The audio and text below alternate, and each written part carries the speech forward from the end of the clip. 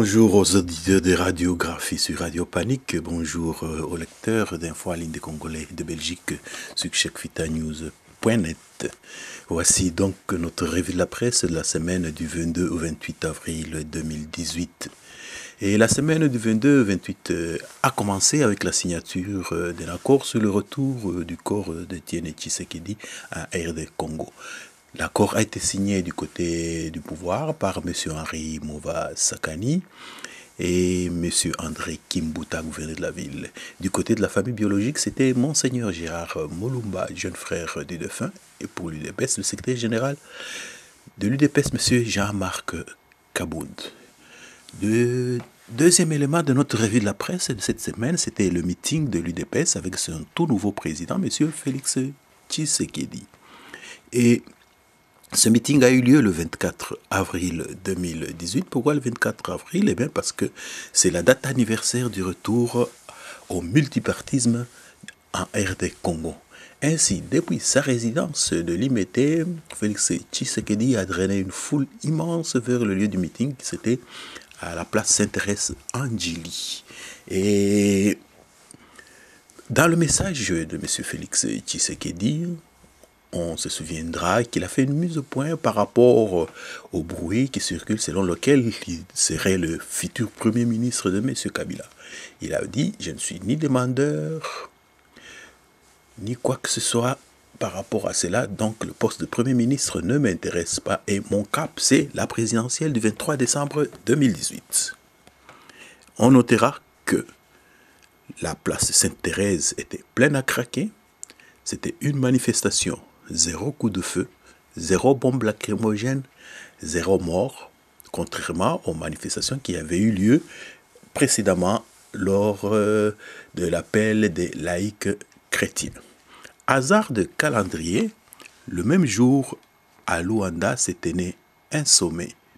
Quel sommet? Eh bien, un sommet extraordinaire de la double Troïka, la communauté de développement de l'Afrique australe, SADC, et c'était donc le mardi 24 avril 2018. À l'issue donc de ce sommet, un communiqué a été publié. Que contient ce communiqué? Eh bien, apparemment, c'est vraiment une liste de points qui ressemble fort à un véritable satisfecit adressé au régime de Kinshasa ainsi que à la CENI. Tenez. Le sommet a pris bonne note de progrès réalisés dans la mise en œuvre de l'accord politique de décembre 2016 et dans le calendrier électoral. Le sommet a salué le gouvernement de la République démocratique du Congo, les acteurs politiques et la Commission électorale nationale indépendante CENI pour les étapes franchies. Le sommet a invité tous les acteurs politiques en RDC de rester attachés à la mise en œuvre du calendrier électoral et de veiller au maintien d'un climat propice à la tenue des élections pacifiques et crédibles. Le sommet a pris note du progrès remarquable réalisé en République démocratique du Congo. Le sommet est revenu sur la décision qu'il avait prise consistant à dépêcher un envoyé spécial à RDC. Le sommet a salué la République de Namibie et son Excellence M. Hifikepunye Lucas, l'ancien président, qui s'était montré disponible. Le sommet a assuré la République démocratique du Congo qui continuera de soutenir le processus électoral, le renforcement de la stabilité politique, le maintien de la paix et de la sécurité. À croire que tout va très bien au pays de Lumumba.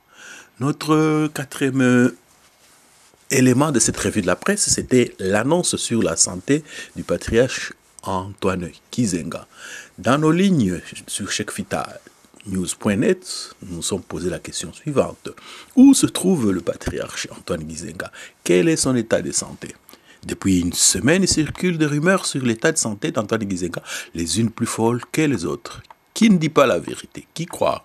Ainsi, le lundi 23 avril 2018, l'Info en ligne des Congolais de Belgique a reçu dans son émission Interview une voix autorisée du Palou, le parti d'Antoine Gizenga, M.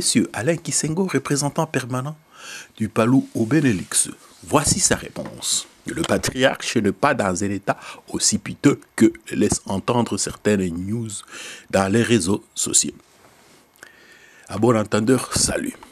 Notre point 5 de la revue de la presse de cette semaine, ce sont les droits de l'homme. Au Parlement européen, le jeudi 26 avril 2018, donc de 11h15 à 12h30, a eu lieu au Parlement européen à Bruxelles, en sous-commission des droits de l'homme, une audition sur la situation des droits de l'homme en République démocratique du Congo et en particulier dans le Grand Kasaï. À 8 mois des élections en RD Congo, dont la présidentielle à laquelle est exclu M. Joseph Kabila, le président sortant, au vu de manœuvres de tout genre de la part du clan Kabila pour retarder ou empêcher la tenue des élections, au vu de la tension que la période électorale suscitera, au vu de l'absence de signal fort de la part du président Kabila de céder le fauteuil présidentiel, il est logique que l'Union européenne cherche à anticiper. D'où l'importance de cette audition qui facilitera la rédaction des recommandations à l'intention de la plénière du Parlement européen pour des résolutions, voire de sanctions. Le point 6 de notre revue de la presse, nous le tirons de notre confrère politico CD qui annonce en grand titre Moïse Katumbi à Kigali. Et le confrère ajoute l'opposant Moïse Katumbi a atterri à l'aéroport international de Kigali par un jet privé jeudi pour participer à une conférence sur la bonne gouvernance organisée par la fondation Mo Ibrahim. Et remise de prix donc de bonne gouvernance, Mo Ibrahim Sirleaf est récompensé pour avoir supposé les fondations sur lesquelles son pays peut désormais se construire. Son pays donc le Libéria. En clair, l'ex-présidente libérienne a été désignée lauréate de ce prix pour avoir respecté la constitution de son pays et en cédant le pouvoir à l'ancienne gloire du football, M. Georges Weah. Au Congo, seules deux choses unissent tous les Congolais. Un, la défaite des Léopards, équipe nationale de football, et la désignation de Paul Kagame comme l'ennemi public numéro 1. Si la première assertion n'est pas très définitive, malheur à celui qui osera s'afficher aux côtés du président rwandais. Et notre confrère d'ajouter tout sauf Kagame. En effet, 20 ans après l'arrivée de la coalition AFTEL, et les plusieurs tentatives d'agression, le Rwanda incarne toujours et à raison l'image du traître, de l'agresseur au Congo. Ainsi s'afficher l'autre côté de la frontière du Nord Kivu et crime de lèse-majesté en RDC. Et à la Deutsche Welle, la radio allemande, Maître Bernard Taganda, fondateur du Parti socialiste Imberakuri, qui signifie idéal en Kinyarwanda, celui-ci dit « Ellen Johnson Sirleaf mérite certes ce prix, mais elle ne devait pas recevoir son prix au Rwanda, dans un pays où on sait très bien que le parti au pouvoir, le FPR, tourne le dos à l'ouverture démocratique, à l'ouverture politique. C'est ce pays qui abrite cette réunion. Vraiment, c'est déplorable. Le Rwanda ne doit pas être un pays fréquentable, s'indigne Maître Bernard Taganda. Point 7 de notre revue de la presse, et nous sommes pratiquement vers la fin, eh bien, c'est suite à un voyage que nous avons effectué en Guinée équatoriale. Et là, nous sommes allés assister à un colloque organisé par ce pays en collaboration avec la FIDH, la Fédération internationale de droits de l'homme. Et ce colloque réunissait la société civile, les activistes de droits de l'homme et les activistes des droits de l'homme. Et à Malabo, en Guinée équatoriale, plusieurs pays africains étaient représentés. Le Sénégal, la Côte d'Ivoire, le Burkina Faso, la Guinée-Conakry, le Congo-Brazza, le Cameroun, la Guinée équatoriale, bien sûr, pays hôte, et enfin, bien sûr, la République démocratique du Congo, dont le professeur Toumba Luaba, ancien ministre congolais des droits de l'homme. La seule chose connue de la Guinée équatoriale, c'est que le président Obiang est au pouvoir depuis plus de 30 ans. Et sur place, qu'avons-nous vu? Quelle est l'image de ce pays? Eh bien, en ce qui est des droits de l'homme, nous avons remarqué personnellement ceci. Il y a en Guinée équatoriale de l'eau, de l'électricité, de la nourriture pour tout le monde, jusque dans les fins fonds des villages. Il y a en Guinée équatoriale des centaines d'immeubles de logements sociaux identiques à ce que l'on voit en Europe, des routes à n'en pas finir. Et le niveau de vie dans ce pays, le 21 avril, alors que nous étions encore en Guinée équatoriale, une publication du FMI sur le classement du pouvoir d'achat des populations a été rendue publique. Tenez, la Guinée équatoriale est 39e, première en Afrique, avant même certains pays européens. Et les trois bons derniers sont la République démocratique du Congo, le Burundi et la République centrafricaine qui sont 189e, 190e et 191e. Le taux d'alphabétisation en 2015 en Guinée équatoriale était de 98,26%. Le PIB par habitant de 14 440 $.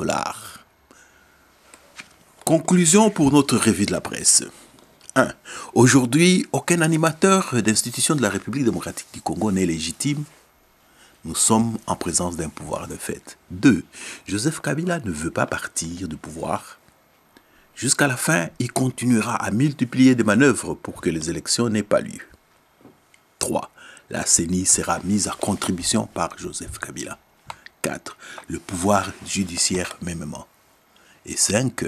On ne libère pas un peuple se libère. Donc, au peuple congolais de rester vigilant, de ne pas être distrait, de se mobiliser le plus possible pour que le 23 décembre 2018, il y ait des élections et qu'il puisse y avoir alternance au sommet de l'État. Merci pour votre attention. C'était Cheikh Fita d'Info en ligne des Congolais de Belgique pour la revue de la presse et à la semaine prochaine.